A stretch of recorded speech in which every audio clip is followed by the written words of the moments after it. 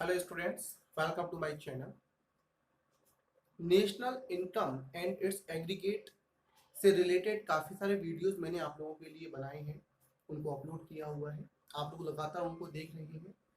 आज इस टॉपिक को, इस चैप्टर को हम लोग फिनिश अप करेंगे और इसमें जो लास्ट टॉपिक एक रह गया है, जीडीपी एंड वेलफेयर, इसको आज समझने की कोशिश करेंगे। तो वीडियो के एंड तक जरूर आप देखें, जिससे कि आपको क्लियर हो कि जीडीपी और वेलफेयर का दोनों का क्या रिलेशन है, नेगेटिव रिलेशन है, पॉजिटिव रिलेशन है। ये आप समझने के बाद में सेल्फ वे में आप कंक्लूड कर पाएंगे कि इसका जो रिलेशन है वो आइदर पॉजिटिव और नेगेटिव। तो चलिए खत्म करते हैं इसको एक बार दोबारा से, क्योंकि एक इस चैप्टर से रिलेटेड लास्ट वीडियो है। तो सबसे पहले हम ये क्लियर करते हैं कि जीडीपी क्या था। जीडीपी ऑलरेडी हमको पता है। जीडीपी क्या है? Gross domestic product. क्या है? जो कि एक पर्टिकुलर अकाउंटिंग ईयर में एक डोमेस्टिक टेरिटरी के अंदर जो भी हमने गुड्स एंड सर्विस बनाया, उसकी मार्केट वैल्यू या मार्केट प्राइस। मीन जितना ज़्यादा हमने प्रोडक्शन किया गुड्स का और सर्विस का एक डोमेस्टिक टेरिटरी के अंदर, माने एक देश के अंदर, देश की बाउंड्री के अंदर हमने जो भी कुछ प्रोडक्शन किया, उसको हम जीडीपी में बोलते हैं। इसमें हमने देखा था कल के वीडियो में, इससे पहले जो मैंने वीडियो बनाया था, कि किस तरीके से रियल जीडीपी और नॉमिनल जीडीपी हम कैलकुलेट करते हैं। रियल जीडीपी कौन सी है? जिसको कि हम एक पर्टिकुलर किसी बेस ईयर के प्राइस से टोटल आउटपुट को मल्टीप्लाई करके निकालते हैं। और नॉमिनल जीडीपी कौन सी थी? नॉमिनल जीडीपी का फॉर्मूला मैंने आपको बताया था, Q into P, means total output into current year price. जब करंट ईयर प्राइस से मल्टीप्लाई करते तो नॉमिनल वैल्यू उसकी निकल के आती थी, नॉमिनल जीडीपी निकल के आती थी। खैर, इतना तो हम लोग ऑलरेडी जानते हैं। तो आज का हमारा जो टॉपिक है जीडीपी एंड वेलफेयर।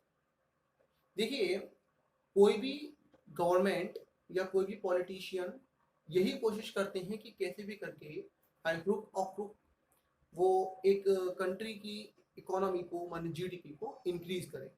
ज़्यादा जीडीपी मीन्स ज़्यादा वेलफेयर। जितना ज़्यादा प्रोडक्शन होगा, जितनी ज़्यादा सर्विसेज अवेलेबल होंगी, उतना ज़्यादा पब्लिक वेलफेयर होगा। ये वाली बात बिल्कुल क्लियर है। पब्लिक वेलफेयर या सोशल वेलफेयर होगा। तो इसका सीधा सीधा संबंध किससे है? सीधा सीधा संबंध इसके प्रोडक्शन से है कि इन अ पर्टिकुलर कंट्री, जैसे सपोज दैट कि अगर कोई भी गुड्स और सर्विस मैं सेल्फ मेड करता हूँ, खुद मैं बनाता हूँ उसको अपने कंजम्पशन के लिए या दूसरे कंट्री को एक्सपोर्ट करने के लिए, तो उससे क्या होगा कि मुझे किसी पर डिपेंडेंसी नहीं होगी, मैं किसी पर डिपेंड नहीं हूँ। जब मैं अपने यहाँ की सेल्फ मेड, इंडिया मेड या मेड इन इंडिया प्रोडक्ट को मैं यूज करूंगा, तो उससे क्या होगा? ज़्यादा से ज़्यादा वेलफेयर होगा किसका? कंट्री का, क्योंकि कंट्री का पैसा कंट्री में रहेगा, कंट्री के लोगों के पास रहेगा। इससे वेलफेयर होगा।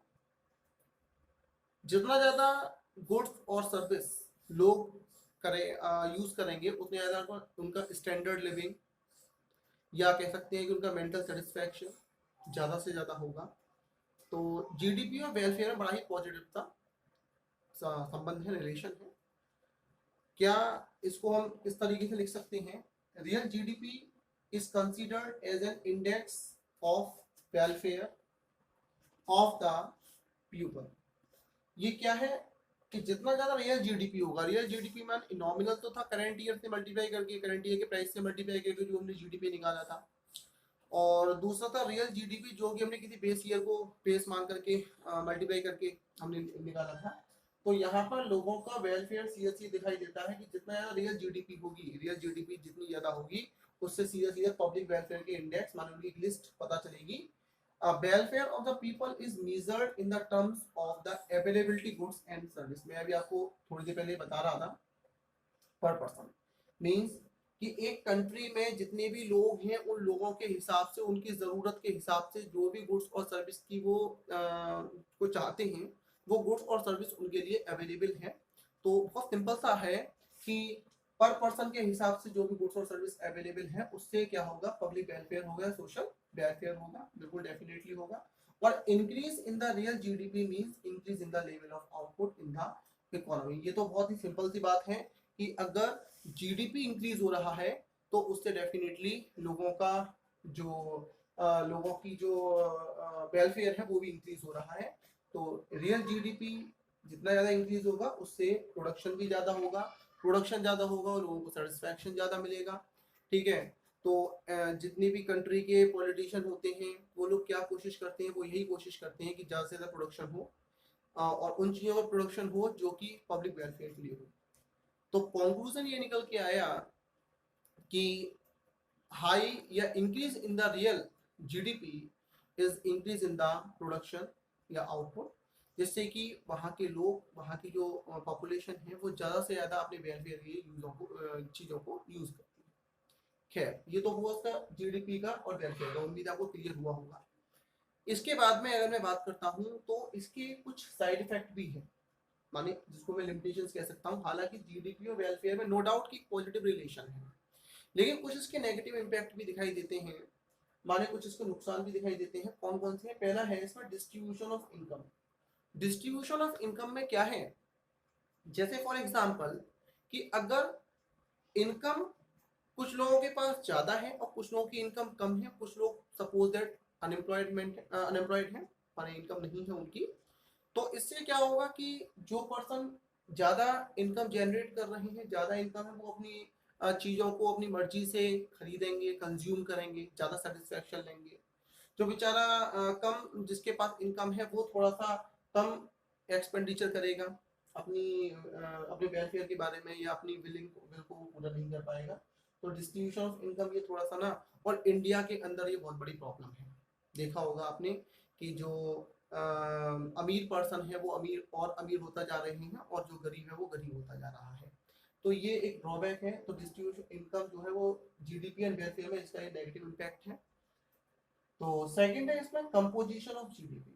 कंपोजिशन ऑफ जीडीपी में क्या है कि जीडीपी में हम बहुत सारी चीजें बनाते हैं जो कि पब्लिक वेलफेयर के लिए होती हैं। खैर, जैसे बात करते हैं कि गवर्नमेंट क्या करती है कि गवर्नमेंट बहुत से डिफेंस इक्विपमेंट बनाती है। अभी गवर्नमेंट ने क्या किया कि अपाचे हेलीकॉप्टर खरीदा, ब्रह्मोस मिसाइल खरीदी, बनाई, मिसाइल्स बनाए, डिफेंस की इक्विपमेंट बनाए। तो उन पर जो भी एक्सपेंडिचर हो रहा है, नो डाउट वो पब्लिक के लिए, पब्लिक को पीस प्रोवाइड करने के लिए, पीसफुल एनवायरनमेंट प्रोवाइड करने के लिए अच्छा है, नो डाउट। लेकिन अगर सोचो कि अगर हम उस पैसे को डिफेंस पर खर्च ना करके उसको पब्लिक वेलफेयर की कुछ और अच्छी इंडस्ट्रीज या गुड्स बनाने के लिए हम अगर करें, उसको यूज करें, तो उससे ज्यादा उसका फायदा होगा। तो एक तरीके से ये कंपोजिशन ऑफ जीडीपी, माने जीडीपी का जो क्रिएशन है, जो इसमें मिक्सअप है, वो उसमें कुछ चीजें ऐसी भी हैं जो जिसका सीधा फायदा पब्लिक को नहीं मिलता, पॉपुलेशन को नहीं मिलता, बल्कि इसका इनडायरेक्ट वे में उसका फायदा मिलता है। तो ये इसका एक नेगेटिव इम्पैक्ट है। आई होप क्लियर हुआ होगा। थर्ड है non monetary exchanges. Non monetary exchanges से आपको ध्यान आ रहा होगा बार्टर सिस्टम, मीन्स जहाँ पे मनी का इन्वॉल्वमेंट ना हो। काम किया, आपने जो काम किया उस काम के करने के अगेंस्ट में आपको जो रिम्यूनरेशन मिला वो not in the form of cash और वेल्थ, आपको क्या मिला उसके बदले में आपको कुछ कमोडिटी दे करके पेमेंट किया जा रहा है। तो सपोज दैट ये इस तरीके से जो एक्सचेंज हो रहे हैं, जैसे कि आपने देखा होगा अभी भी रूरल एरियाज में फार्मर्स क्या करते हैं, उन्होंने क्रॉप कल्टीवेट किया। अब सपोज है उसमें और भी कुछ लोग लेबर के फॉर्म में लगे हुए हैं। अब जब उन्होंने वो सारा उनका क्रॉप कल्टीवेशन में और कटिंग करने में उनकी मदद की, तो उसके बदले में वो कैश ना दे करके उसको क्या दे देते हैं, उसके बदले में वो उसको कुछ जो भी उसका प्रोडक्शन था, मान लो वीट का प्रोडक्शन था या मेज का प्रोडक्शन था या जो भी उसने बनाया उसको बदले में उसने दे दिया। अब कैश तो मिला नहीं, तो उसको हम उसमें जीडीपी में काउंट नहीं कर सकते हैं। तो ये एक इसका लिमिटेशन है नॉन मॉनेटरी एक्सचेंजेस। क्लियर हुआ होगा। नेक्स्ट है आपका एक्सटर्नैलिटीज। एक्सटर्नैलिटीज का मतलब क्या है, मतलब कुछ चीजें ऐसी होती हैं जिसके कि पॉजिटिव और नेगेटिव इम्पैक्ट देखने को मिलते हैं। मींस कि कुछ चीजों के लिए जैसे पे और पेनल्टीज वगैरह हमको देनी होती है। जैसे फॉर एग्जांपल कि सपोज दैट कि मैंने बहुत अच्छा एक गार्डन तैयार किया और मेरे पड़ोसी आकर के उसमें बैठने लगे।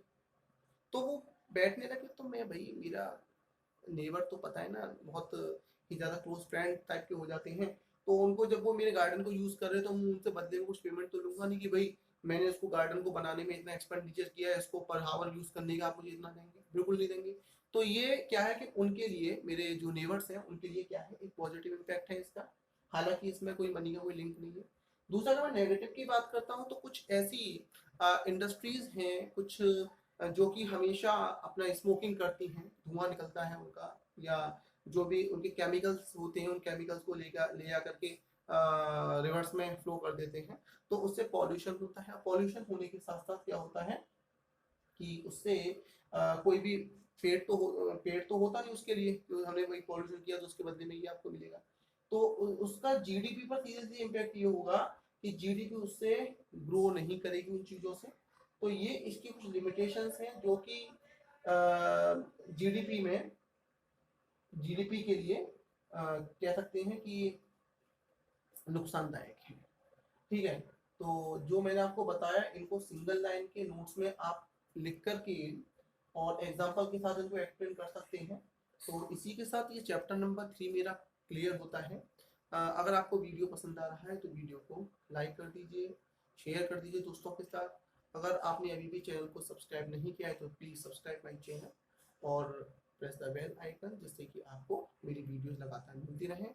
नेक्स्ट वीडियो में हम जो डिस्कस करेंगे वो नेशनल इनकम और उसके न्यूमेरिकल्स कौन कौन से मेथड्स हैं वो हम डिस्कस करेंगे। Thank you.